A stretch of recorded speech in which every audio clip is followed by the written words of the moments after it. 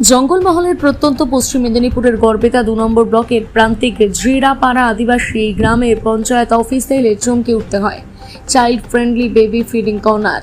গোয়ালতোড় বাজার থেকে ওই পঞ্চায়েত কার্যালয়ের দূরত্ব প্রায় কয়েক কিলোমিটার ভেতরে পঞ্চায়েত অফিস চত্বরে রয়েছে সুস্বাস্থ্য কেন্দ্র। সেখানে আসা মহিলাদের জন্য পঞ্চায়েত অফিসের একতলায় রয়েছে child friendly baby feeding corner. ঘরের বাইরে মা ও শিশুর ছবি, ভিতরে কার্টুন আঁকা দেওয়াল, পাতায় রয়েছে সোফার চেয়ার যাতে মায়েরা নিশ্চিন্তে স্তন্যপান করাতে পারেন। শিশুদের জন্য বিভিন্ন ধরনের খেলনা ও টেডি বিয়ার। প্রাথমিক স্বাস্থ্য কেন্দ্র, যেখানে প্রতিদিনই চিকিৎসা পরিষেবা নিতে আসেন মা ও শিশু থেকে গ্রামবাসীরা।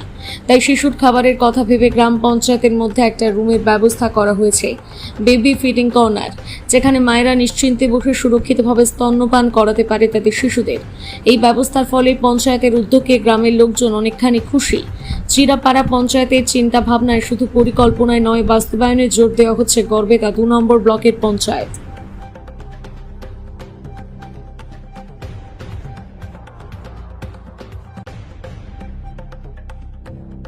এখানে আমরা প্রাইভেটলি বাচ্চাকে দুধ খাওয়াতে পারি, রেস্ট করার জন্য জায়গা আছে। এটা। আর এখানে বাচ্চার চিকিৎসা ঠিকঠাক হয়? হ্যাঁ বাবা, কোথায় বাড়ি আপনার? বেদঝরিয়া। মানে বাচ্চা হওয়ার পর কদিন আসেন সপ্তাহে?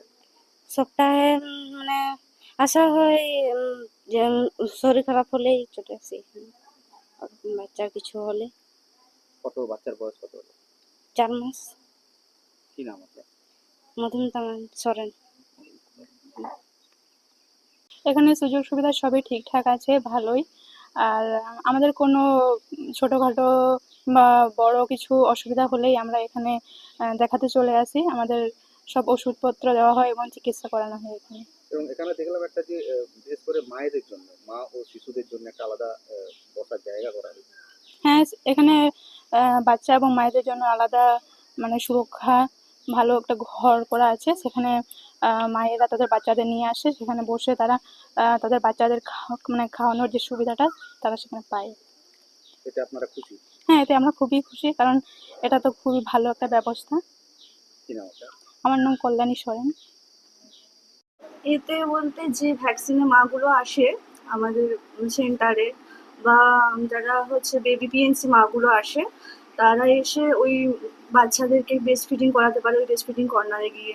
ওটা ওদের প্রাইভেসি মেনটেন হয়। তারপরে তারা একটু কমফোর্টেবলি ব্রেস্ট ফিডিং দিতে পারে। একটু অনেকটাই সুবিধা হয়েছে এটা হওয়ার পরে, মায়েরাও অনেক কমফোর্ট ফিল করে। আপনার কি মনে হয় যে এই ধরনের উদ্যোগ কি অন্যান্য যে গ্রাম পঞ্চায়েতগুলো যেখানে স্বাস্থ্য কেন্দ্র আছে সেখানে কি হওয়া উচিত? হ্যাঁ, এটা তো খুবই ভালো হয়। বিশেষ করে মায়েরা অনেক সময় আমার একটা গ্রাম আছে অনেকটা দূরে, সেখান থেকে মায়েদেরকে আসতে হয়। আর একজন করে তো ভ্যাকসিন হয়, তাহলে একটু টাইমও লাগে। সেক্ষেত্রে মায়েরা বাচ্চাদেরকে বসে একটু ফিডিং করালে এটা ওনাদের জন্যও ভালো হয়, বাচ্চার জন্যও ভালো হয়। এটা খুবই ভালো। অন্যান্য গ্রাম পঞ্চায়েতে কি ধরনের ব্যবস্থা আছে? আমার ঠিক জানা নেই।